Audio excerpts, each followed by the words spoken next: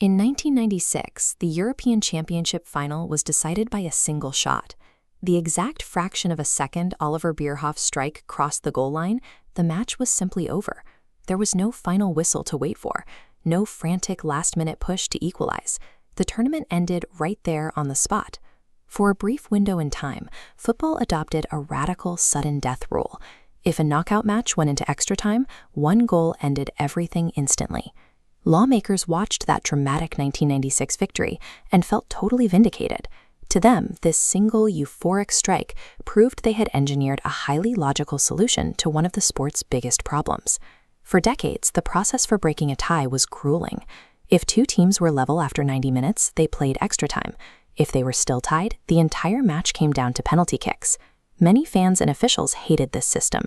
It felt disconnected from the team sport they had just watched for 2 hours, reducing a massive tactical battle to a 5-kick lottery. So in the early 1990s, they introduced the golden goal.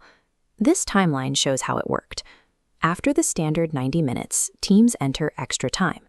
But the moment either team scores, the game stops right there. No second chances.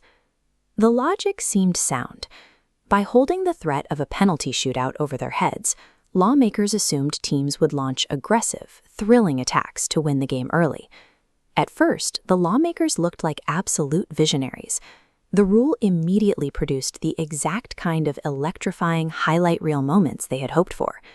4 years after Germany's success, David Trezeguet fired off a stunning left-foot volley to win Euro 2000 for France in the exact same way.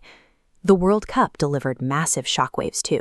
Laurent Blanc sent France past Paraguay in 1998, and South Korea pulled off a stunning upset against Italy in 2002. On paper, the golden goal was a triumph. It compressed the tension of an entire match into a single, highly concentrated flashpoint. But those highlights were hiding a severe structural problem. The rule was systematically triggering a toxic behavioral pattern on the pitch. We can see the psychological dilemma by looking at this scale. On one side is the desire for an attacking victory, but on the other is the reality of instant elimination. The penalty for conceding a single goal is so severe that it aggressively outweighs the reward of scoring one. Facing that intense imbalance, players instinctively chose self-preservation. Instead of risking everything for a winner, teams focused entirely on avoiding the fatal mistake that would end their tournament. A rule designed to encourage aggressive, attacking football ended up producing ultra-defensive, cautious tactics.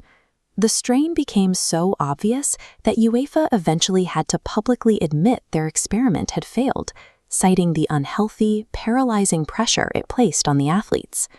The extreme threat of instant death essentially broke the game. Athletes became far more terrified of losing than they were determined to win. Lawmakers weren't ready to give up their overarching theory just yet.